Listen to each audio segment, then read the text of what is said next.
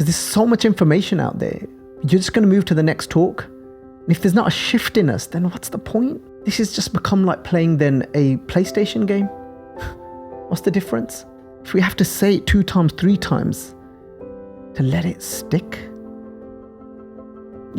Whoever's listening now, you guys know. God knows how many talks you've listened to. How much shift has there been?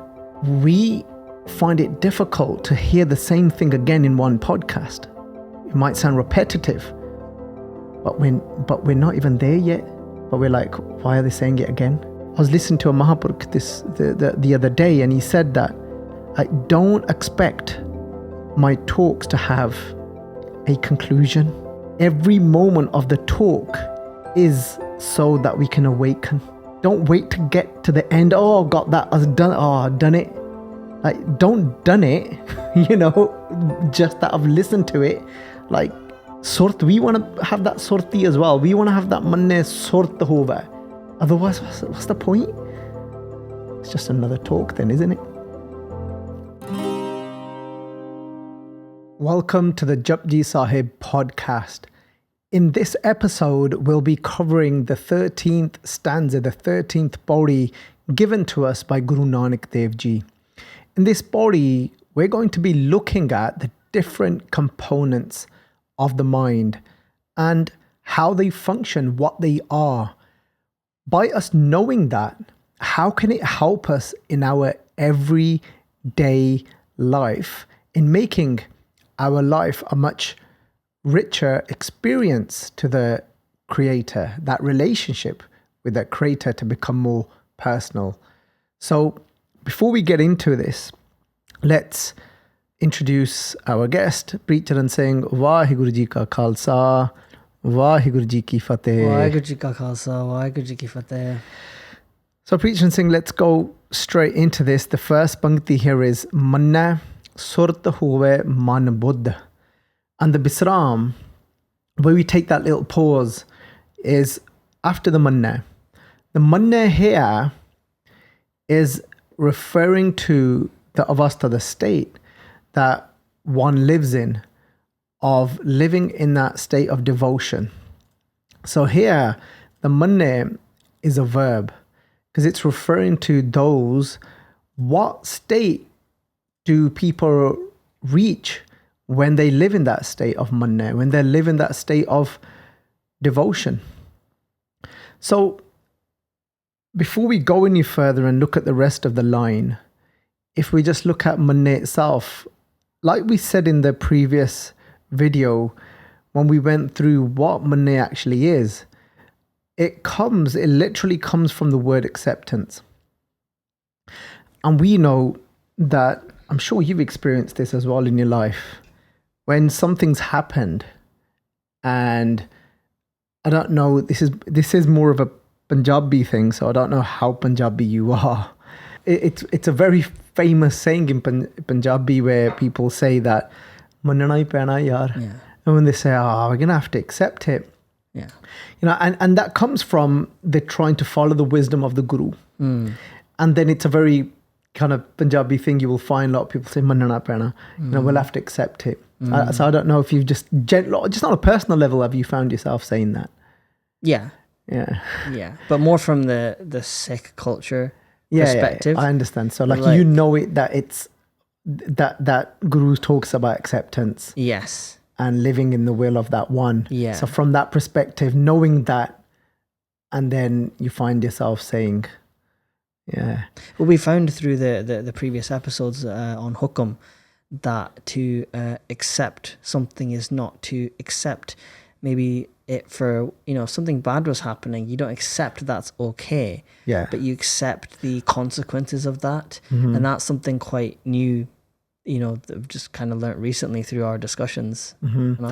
And this acceptance, what it is, it's so we're not allowing our internal self to fall into this habit or pattern of always living in non-resistance to this moment, and always living in that expectation that, well, maybe my next moment's going to be better.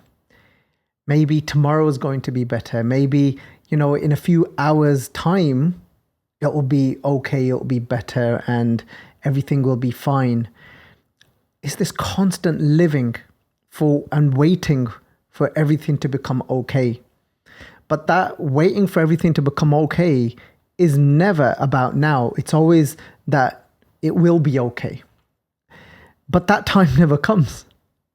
Because then when you get to that time, then you're still waiting for the next moment, thinking, well, actually, it might be better then. It might be better then.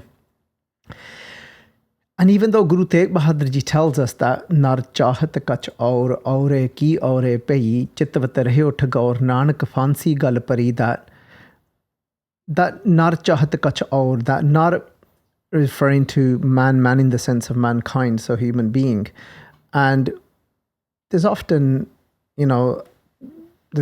times in our life when we wanted it to be a certain way, but it didn't go that way. Aure ki aure pei, it ended up being another way. And this could be happening to us a lot. We could say that, I hope it doesn't rain, and then it rains. I was expecting it to be sunny and it wasn't sunny.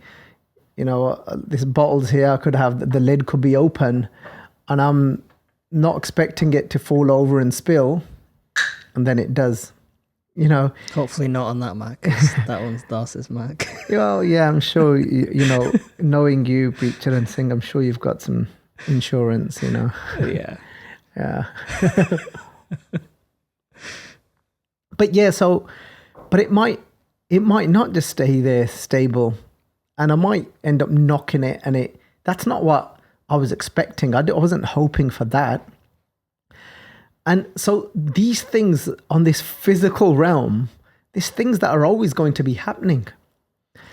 And things are going to be happening not necessarily the way we thought for them to be. But there's one thing that we have got control of, and that is that internal process of acceptance.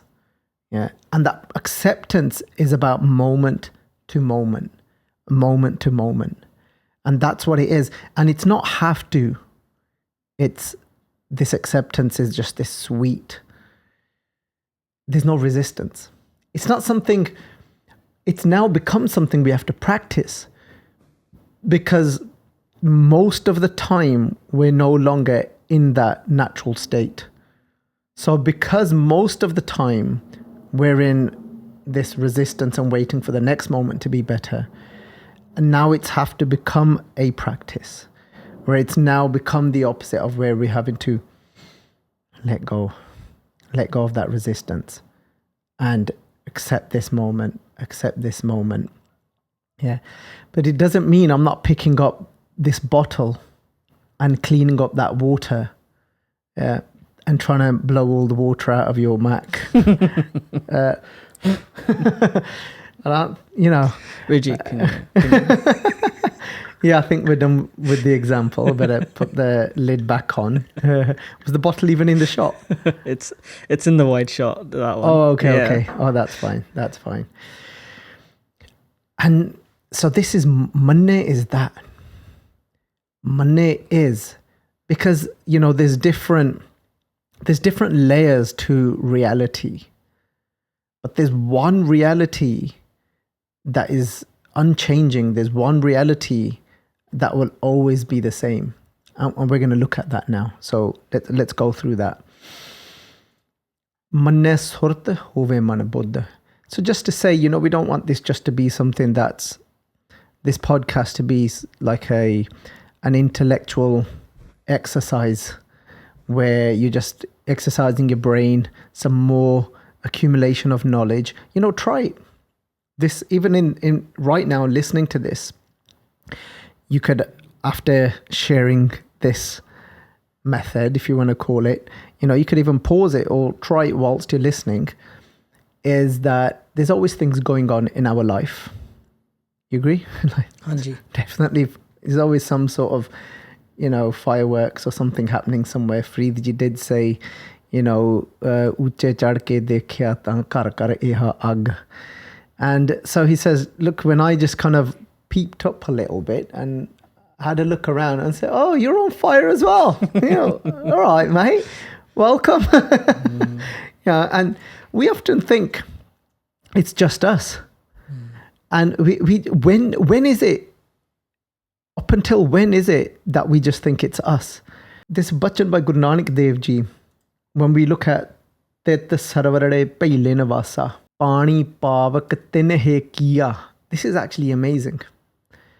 What Guru Nanak Dev Ji is saying here is that Tet Sarvarada, and Sarvarada is a pool, Sar is a pool, and they're saying, but this pool is very heavy and it's muddy, right? Bailinavasa, we've ended up making this into our home, this pool, Bailinavasa. And then Guru Sahib Ji say that Pani Pavak, but what is the water made up of in this pool?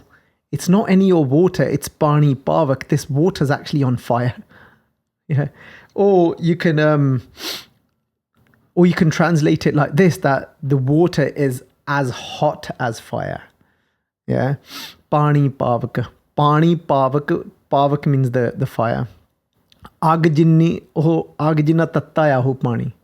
It's hot as fire, that water is. Tinhe kiya. And it's the game, the natural laws that have made it like that. But what is it? What is that fire? And why is it so difficult to move in this water? So it's thick, dense, muddy, and it's as hot as fire. That's pretty rough. What is it? It's pankaj mo. It's that fire and the mud is attachment. And my pankaj, my feet, the pag, my feet aren't able to move in it here. And the pankaj is actually that swamp. Pankaj mo pag nahi chale. I'm not able to move my feet in there.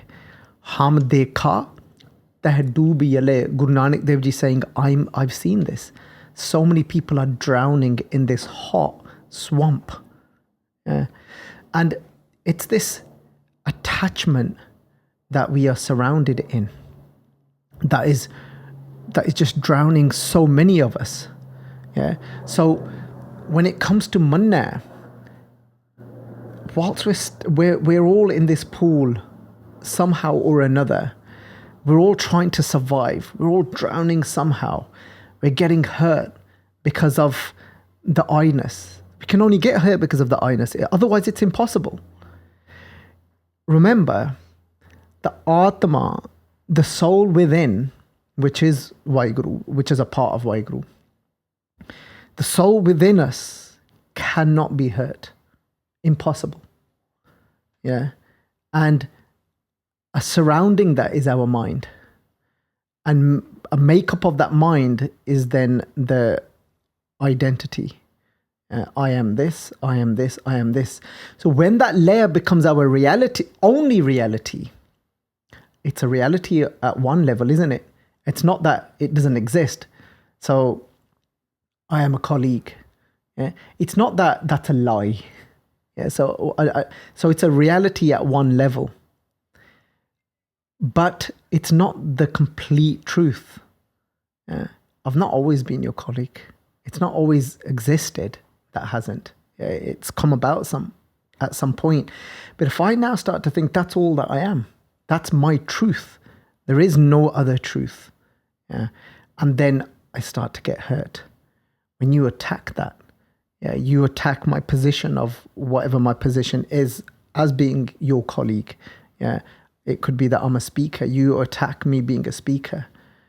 And now that becomes my solid truth. You say, you're not that great of a speaker. I'm thinking, oh my God, like that pains then. And that's when I think that's all that I am. Yeah. So that's a part of that mind that we're going to be talking about in this bhakti.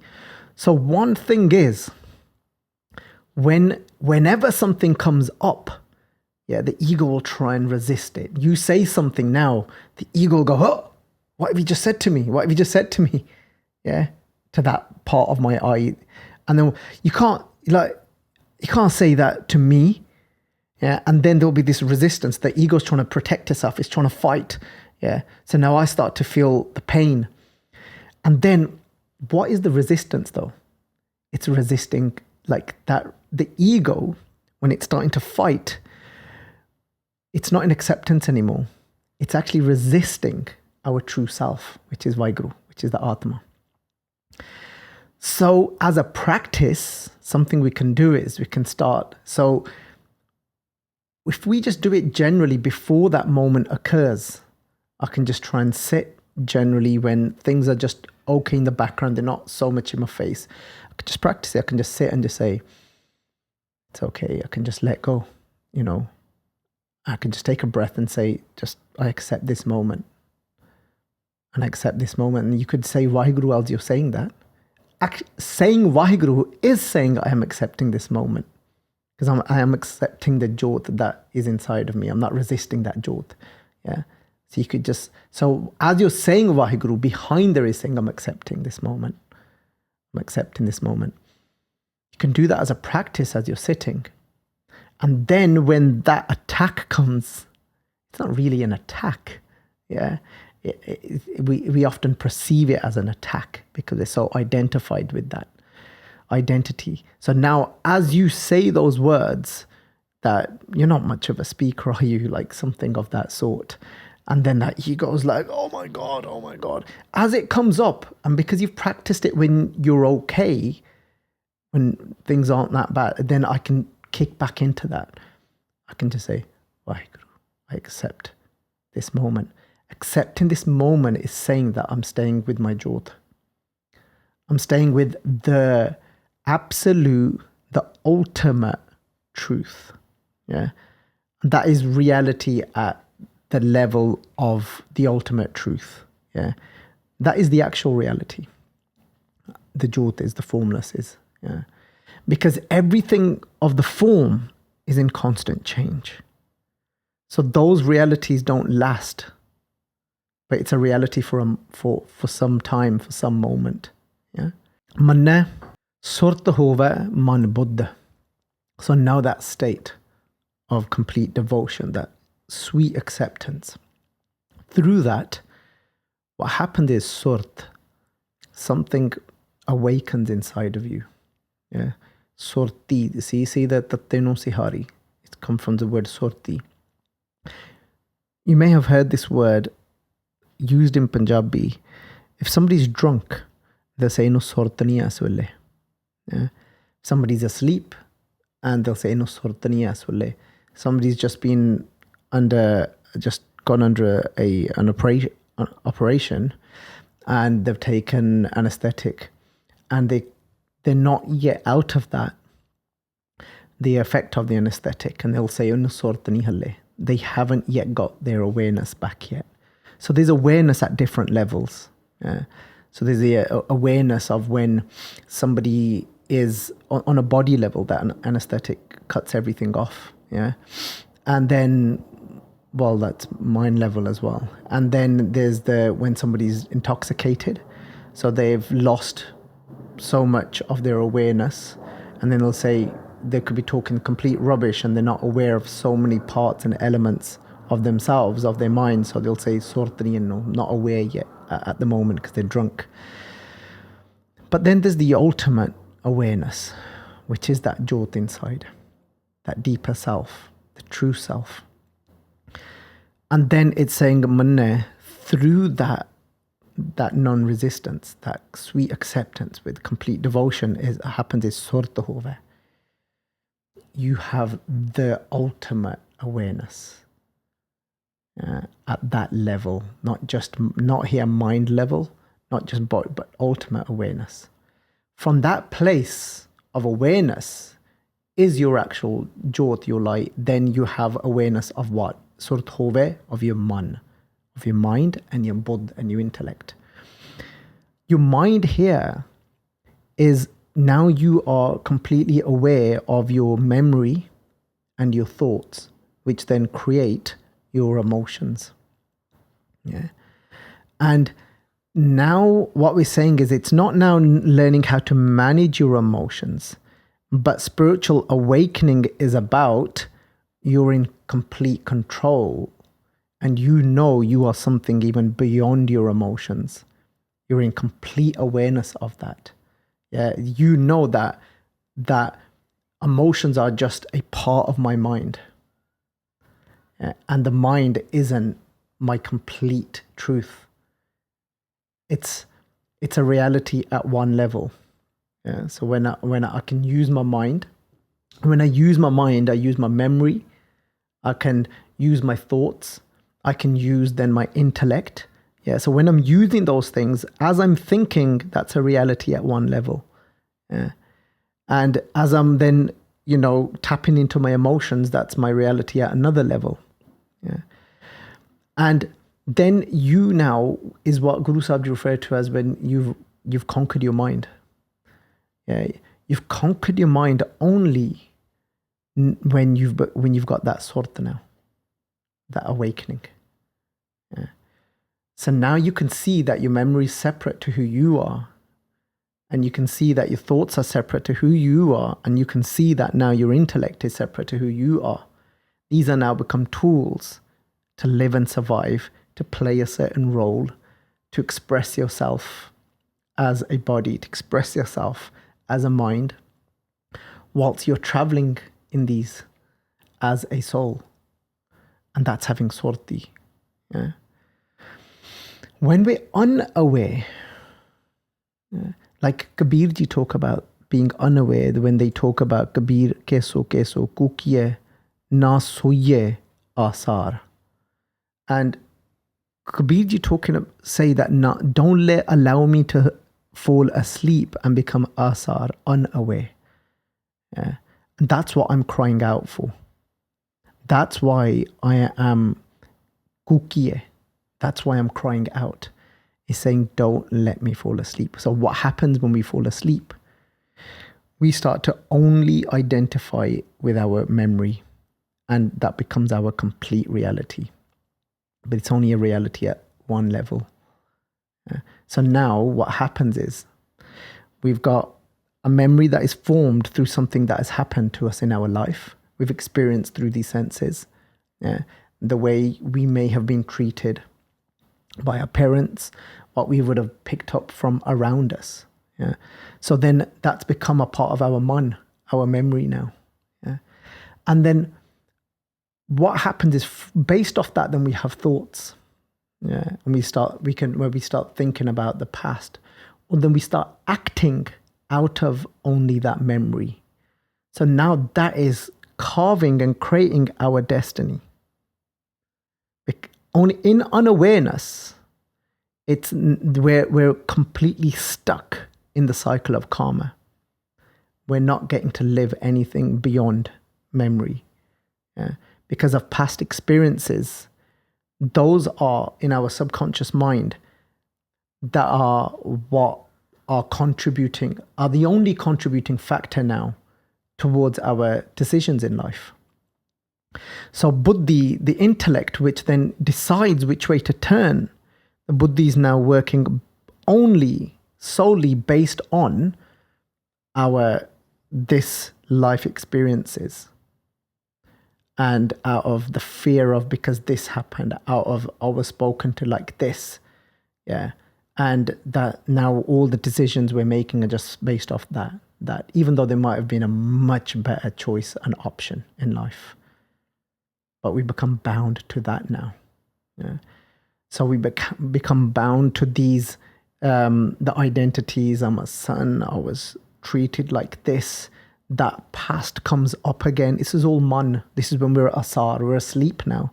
In the mind, we're asleep. We're just playing in it, in the memory, that's it. It's a game of just memory. No awareness of the true self. We've got no control over how we would actually like to live. It's the memory that's making us live accordingly to what it thinks best for us. Yeah, it's not there. It's not got a job to destroy us. It doesn't know any other way because it's just there as a survival tool. So all it's getting you to do is try and survive. It's not trying to, it's not trying to say, well, I need to awaken. It doesn't do that. It's playing out its role. Yeah. And then we just start suffering. Then emotions come up from that. That thought from, I, as a son, was treated like this. And then from that will come frustration, anger. From that will come, I'm going to treat them like this. I'm going to take now revenge. I'm going to get them back. You're just in this massive loop of a game because we're asleep. That's why Kabir is saying, I'm crying. To get me out of this is a mess. So now when you look at this, it puts it into a completely different context, this suluk. So now you could just sit here and say, Kabir, keso kukiye. Yeah, that even though here they've translated keso to the one with that beautiful haired lord, as it is translated. The way we can translate this as well is that with each and every hair of my body, yeah, let me cry out with that, through that, with every part of me, let me cry out to say, awaken me from this memory that I've fallen asleep in, thinking that's it, I've got no other choice. Yeah. So our emotions are all based off that. But now this is saying manna, but when that non-resistance comes and you accept this moment, yeah, you could, like I said, you could say Vaheguru to do that. But behind Vaheguru, you're saying, like, I accept this moment, you're saying Vaheguru. And then as you step away into that awareness, then manna will lead into Sudh hove. You're able to see your memory there. Oh, look, it's accumulated all of these experiences and this mind has through the senses of the body. That's what it's gathered. You can almost see like a gathering there like this. I shared a line this week and Bek Lila Man Ananda. And then life becomes this. In Manne, life becomes this. Bek, you're just watching. And you're watching that divine play. And your own mind's memory becomes a part of that play that you watch. It's easy for me to watch your play. Yeah. But you can then watch your own mind's play. Never mind your own minds. You become that aware. Bek lila man ananda. And you realize where you're watching from is actually a place of bliss. That's what manne actually means. Manne means I'm in bliss. Yeah. That's where I'm standing. And then you can say, I see, I get it. Yeah, I get why I get angry because I was attaching that to this memory.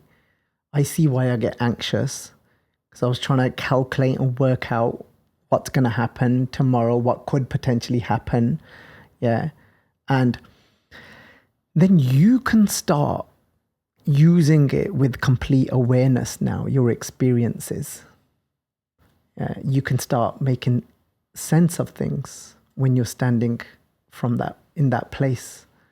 You can start realizing that, that's just a role that I was playing whilst I was given this vehicle to travel in this point of life of creation. Yeah. And when you're awake and you can see it, and now you can actually both use your intellect, the sharpness of your intellect, to actually go and make a decision and go towards a direction beyond that. Being stuck in something. Well, they said this to me, and that's what's driving you now. Well, I'm not going to speak to them now. I'm not going to say fateh to them now. Yeah, and you don't even realize you're doing that. You're just stuck in it. Your buddhi is just telling you, it's best that they hurt this identity of mine. I'm going to protect myself. I'm not going to speak to them now. it still might be the best thing to do, but you don't know if it is the best thing to do whilst you're acting from that being your mind, your memory being your only reality of that moment. My personality, this is me. Yeah. When you step back, then you can see what is the righteous thing to do in that moment. How do you use your memory to serve you now? It becomes your servant. Your intellect becomes your servant. Your emotions, you can just tap into them by your own will. Yeah. When you're coming now to attack somebody, I can by will then turn on that warrior spirit of stepping in. And where I see that you just need lifting up, emotionally, I can just tap into that overwhelming love and compassion. It's there anyway, but you can bring it out, and use it just in that way, instead of being stuck in it. And it's just taking you around like a roller coaster. But this awakening is so hard for us to comprehend. Only when you have moments of being able to see life from there, this makes so much more sense. Trying to speak of it and trying to even grasp it within your mind whilst we are so stuck in the mind and in the identity, it's so difficult to try and get your head round to say, nah, like there's no way that you can do that. That just sounds like it's a cop out, or it's like you can't get it. It's not possible to get it. Yeah. But once you're there in that awareness, everything it's like these, you can just see things as these components. Oh, look, that's an identity I often use to do that job. And you can literally just look at them and you can say, oh, look at all that memory that sat there. Yeah, let's see how I can use it to serve and get this job done. Yeah. And I might be able to just tap into that memory and be able to see a certain pattern in your behavior, in the way your mind's working at the moment, to be able to understand you. And then can just understand you. Whatever comes from that, again, comes from the manna. It comes from that, you're just in that non-resistance, and it comes from there, that intuitiveness. But I get you. Yeah, because I've been able to tap into my memory, look at their, what resembles, and from my experiences to your experiences. Yeah, you're just able to, I used my memory there. Instead, I'm not judging you. I'm not, saying, oh, what an idiot, can't believe he's like this. There's nothing to judge then. In that world, there's nothing to judge. And you're just seeing components. Oh, look, I can see how his mind's working there. Oh, I can just see what happened there with his emotions. It's so, everything becomes so clear. But in manna, you go deeper, because you're able to, where you are, that place of bliss, you're able to see that same bliss that you are is within that person as well. It's not that they don't have it. They just may have stepped away from it in this moment. There's always a possibility. You can see so clearly, because you can actually feel isn't the right word. It's just your truth now. You're experiencing that same self within you, that is within you, that you've realized you're experiencing that same within them, and it's no different to yours. That's what Guru Sahib Ji is talking about when they say, Tohi Mohi Mohi Tohi Antar Kaisa. And they're saying that Tohi Mohi, you are me, I am you. This is talking to God, but the light within you is very much a part of God as well. So I could be talking to I could sit here and I can talk to the light within you, that you are me, I am you. There's actually there's not even a gap here. It's all just throughout, because it's in everything. Everything is in it. Yeah. And then everything else around it, you can just see as these like little components that just like make up a laptop. The components that make this up.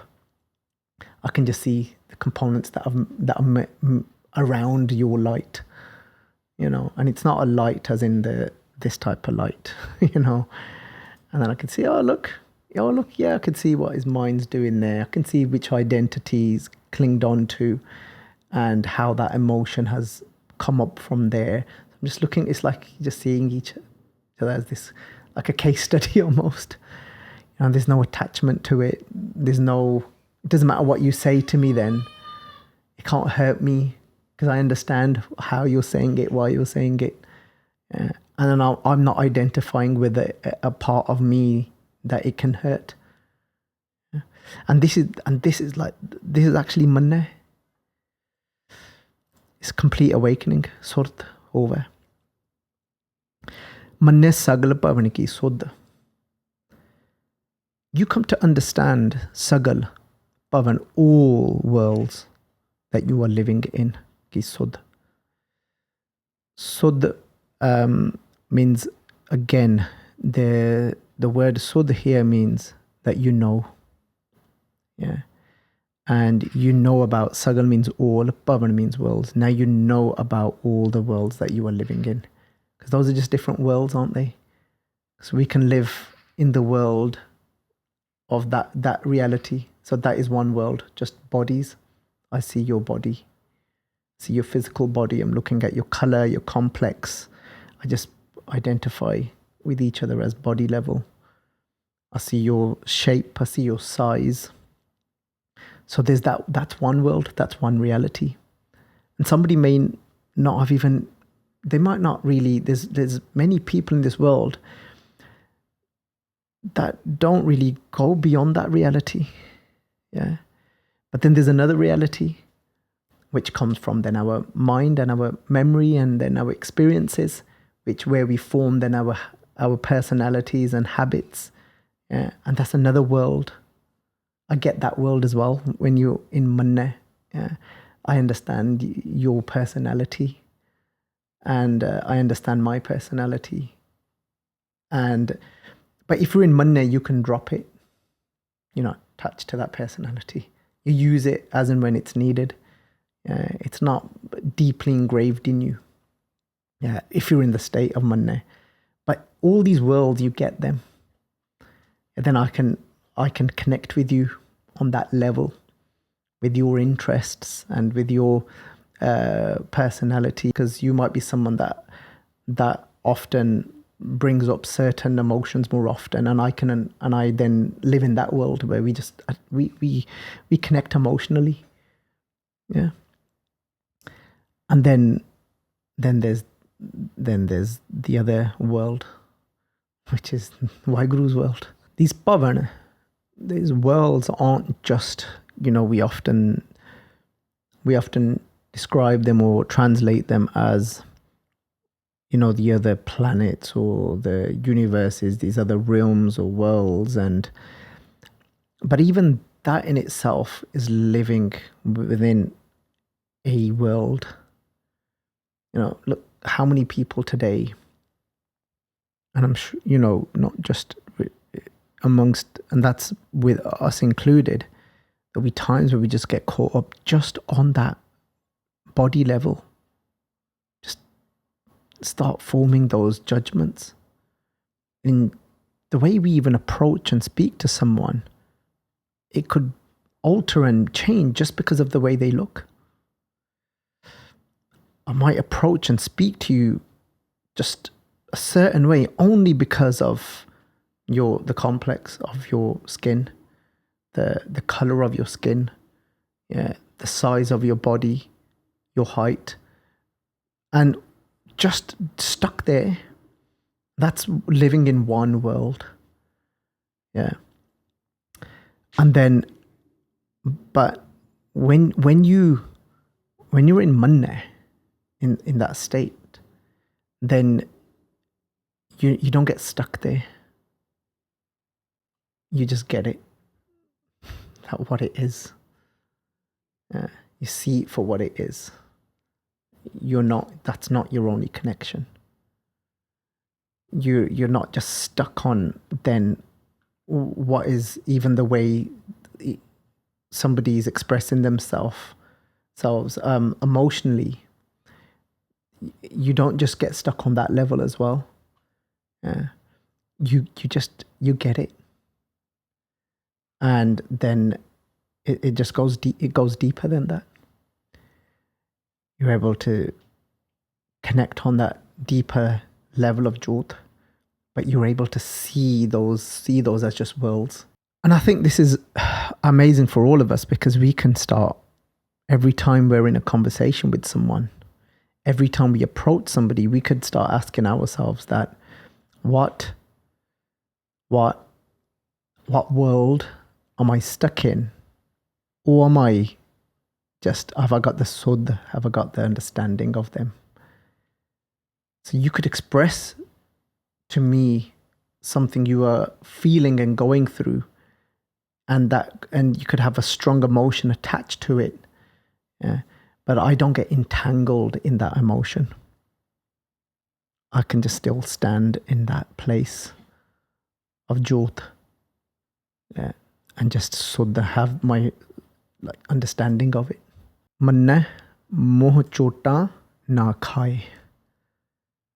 When you're standing in that place, and you start to make sense of everything in that way, Guru Sahib Ji is saying somebody that lives in a state of manai, that complete devotion, that sweet acceptance, then moh is your face.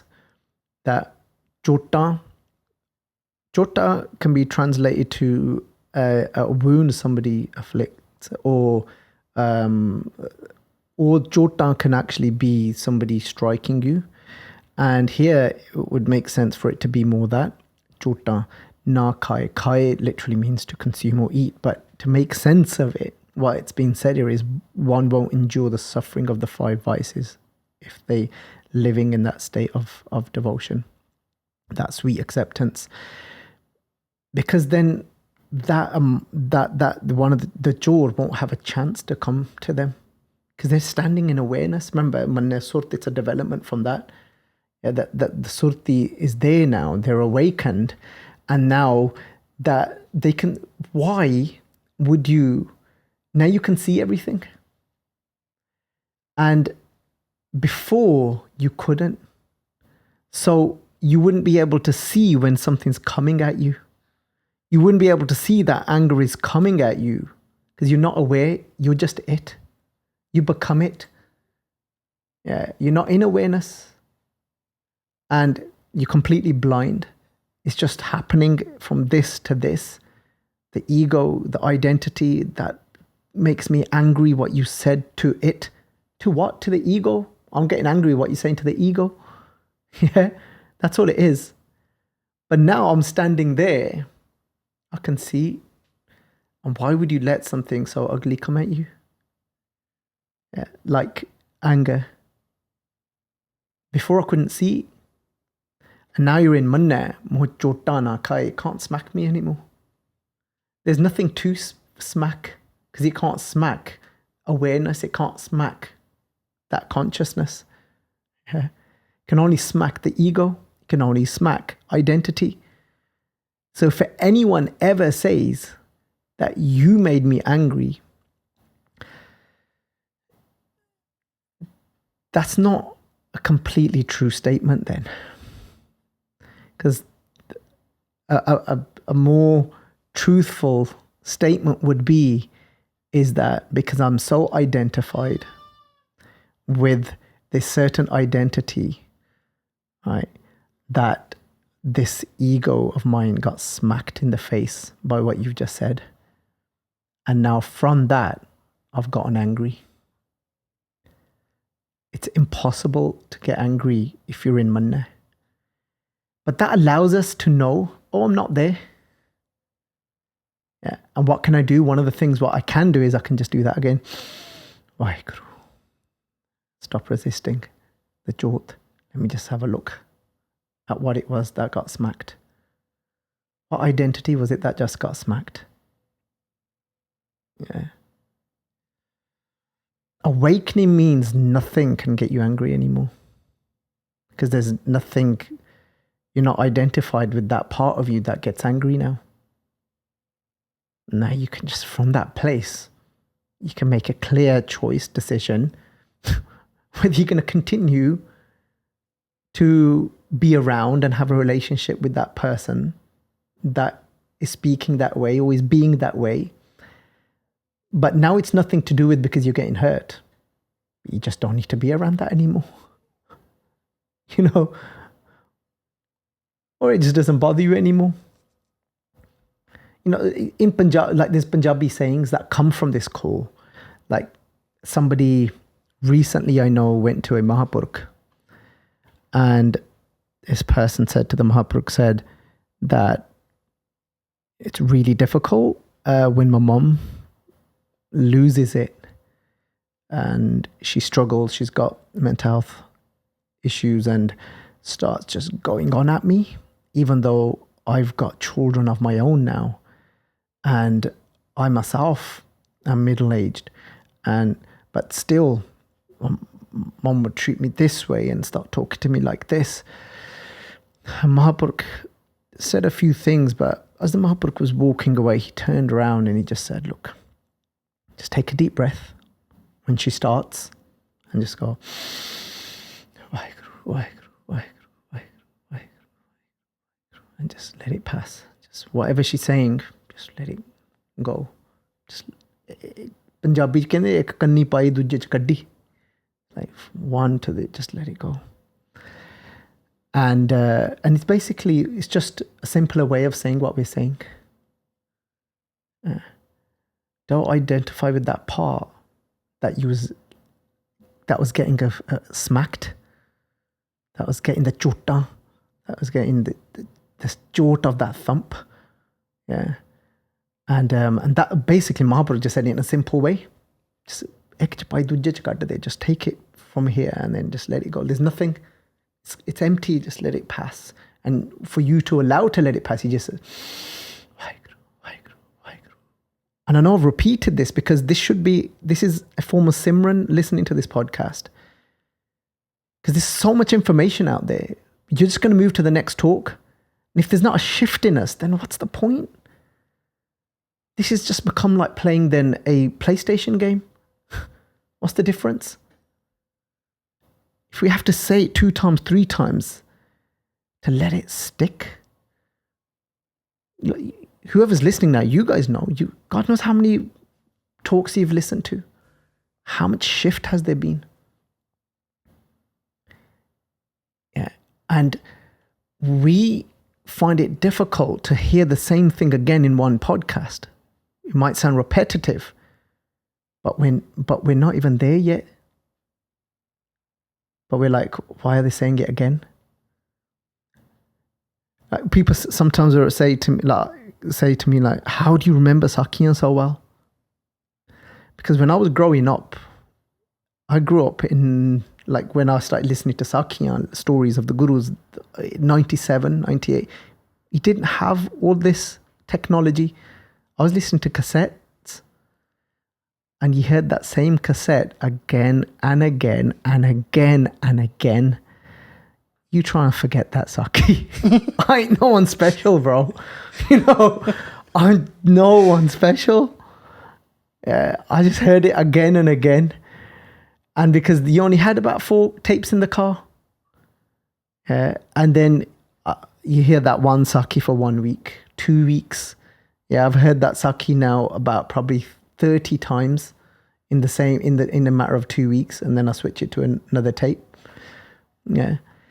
And this is what I was listening to a Mahapurukh the other day, and he said that I don't expect my talks to have a conclusion. Every moment of the talk is so that we can awaken. hopefully. Don't wait to get to the end. Oh, got that. I've done. Oh, I've done it. Like, don't done it. Just that I've listened to it. Like, sort. We want to have that sorti as well. We want to have that manne sort hove. Otherwise, what's the point? It's just another talk, then, isn't it? Manne mohi chota na khai. Like, let's see if we can step away from that thing that was getting smacked. I think a lot of people get stuck at the level of I have to be a certain way. So say, for example, someone upsets you and people get stuck at, how do I keep my mouth shut? But actually, what you've just said there is that we are so much more than that. Why did we get upset? How can we rise above that? I wish I could find the bunk. There's a punkti I don't know it at all. I can't remember it at all. It's not on your tape. No, it's like literally the punkti says, it asks you a question. What got hurt? Guru Arjan saying, what got hurt? And it's like, what? Do you get it? It's saying somebody just said something to you. Have a look. What just got smacked? Yeah. Because you're still standing there. It wasn't your physical body that got smacked. Yeah. If your physical body's getting smacked, yeah, you might have to put your hand in the way or whatever. But when you get emotionally hurt, Guru Arjan Dev Ji said, what got smacked? I wish I could find that punkti. I think I'm going to have to do a search bar to find it, It came across when we used to do the Hukamnama Kathas at some point. Is either when we did the Sanskriti Slok, but I've gone through all the Sanskriti Sloks and I can't find that punkti, so it must have been in the Hukamnamas.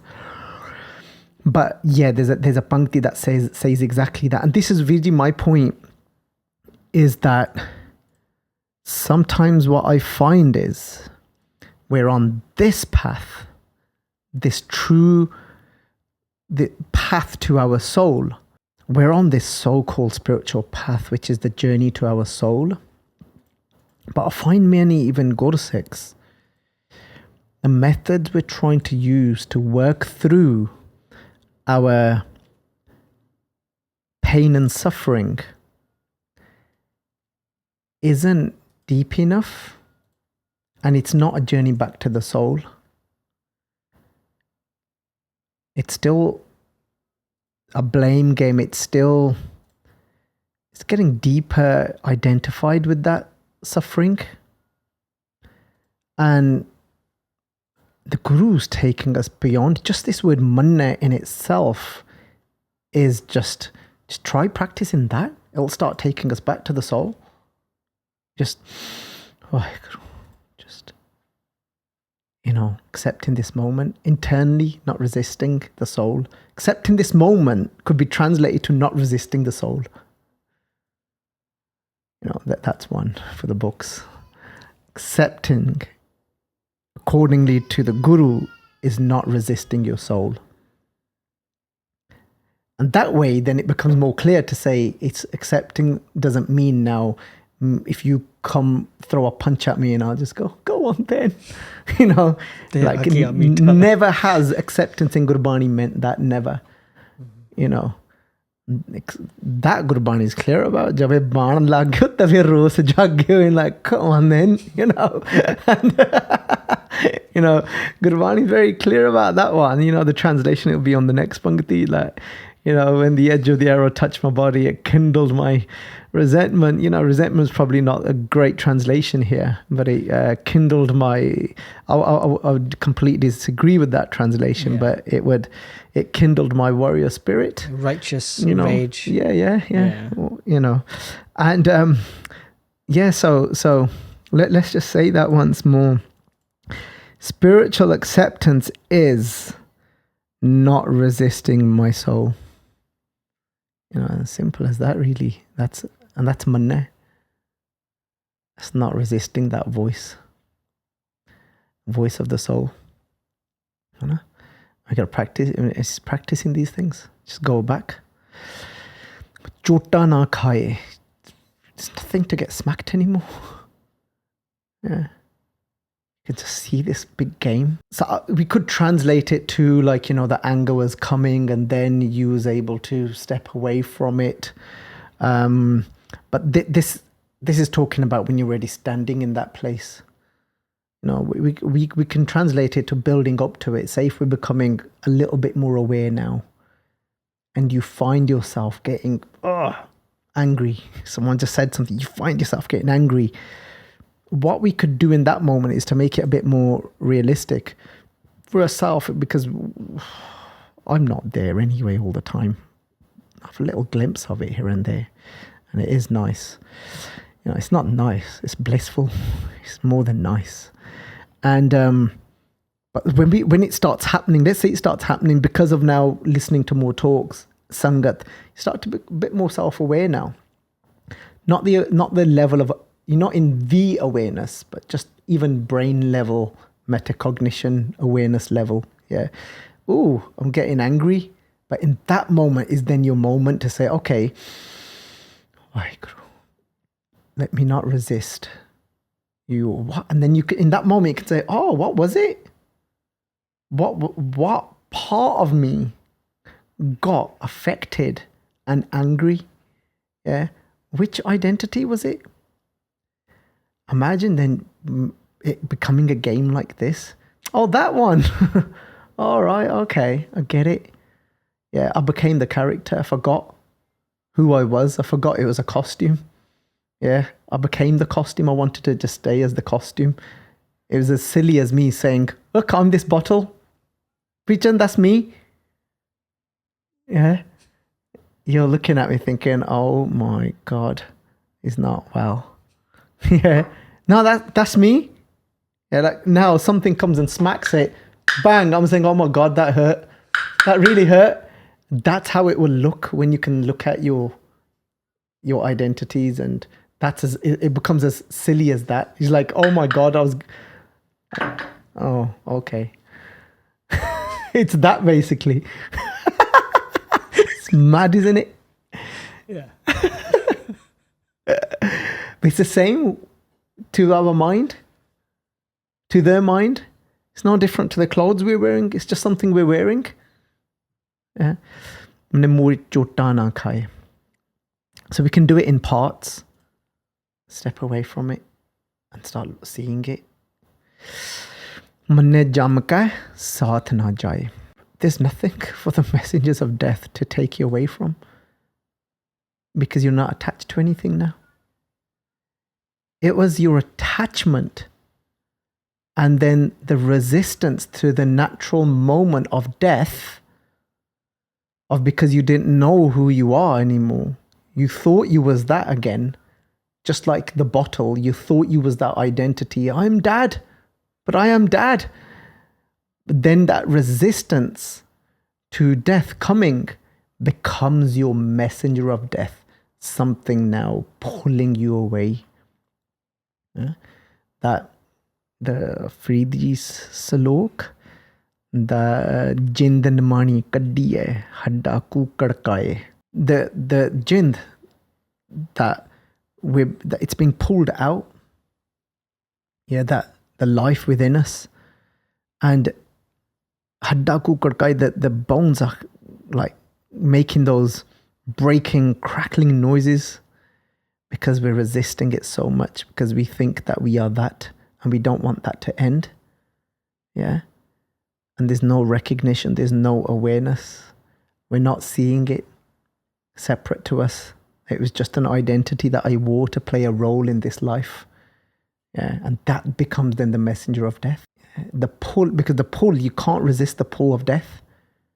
The pull of death itself becomes the messenger of death.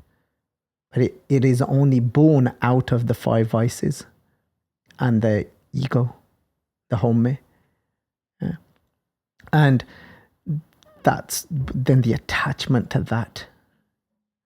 But Guru Sahib is saying, Manai Saath na Jaae, when you're in that complete awareness, in Manai, in that acceptance, with complete sweetness and devotion in that acceptance, death comes. Vaheguru. You're in that acceptance. Nothing has to come and get you.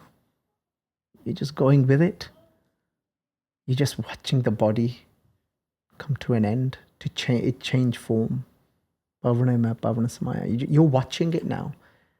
The breath within you just go merge back in with the air. You're just watching it all happen. Oh, look how my car's falling, changing form. And the components are just going back to whether Bhavan hai, main Bhavan samaya. Jyoti mein jyot ral jaya, mati mati hui ek. Oh, look how it's just all, it's chilling. You're just watching it happen. There's nothing has to take you. So that's manne jam ke saath na jaaye. Aisa naam niranjan hue.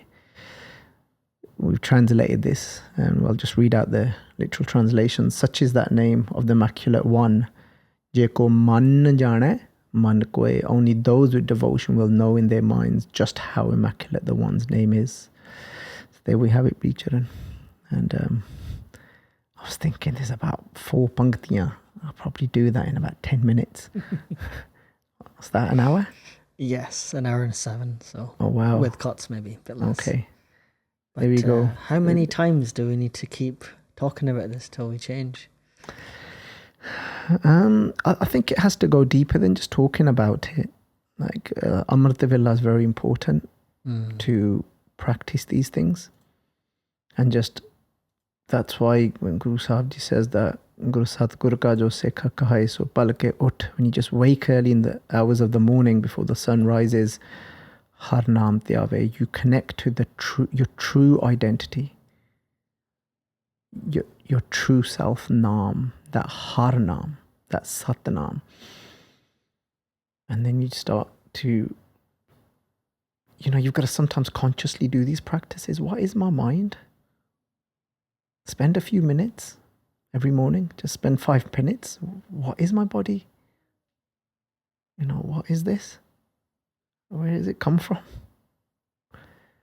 What is the mind? What is identity? What is intellect? What is it that makes decisions? Based off what? What is memory? Just take a few moments. And you can be doing that whilst you're saying Vaheguru, Vaheguru, Vaheguru, Vaheguru. And then these discussions as well. But whilst we're having these discussions, whilst I'm trying to do with my own life is, as I'm listening to someone now, I'll try and listen to the same message again and again for a few weeks. But as I'm listening to it, the first time I'll try and understand it at a mind intellectual level. Then as I'm listening to it, it becomes my meditation. I'm starting to try and now go inside and see if that can become my experience, what's being said and spoke of, allowing those words to go inside. So listen to this podcast again and then maybe close your eyes and go through it. See if you can start seeing emotions like that. And this is just what I do for myself. I'll sit there for an hour or 2 and just watch what's happening. What am I? What is it all?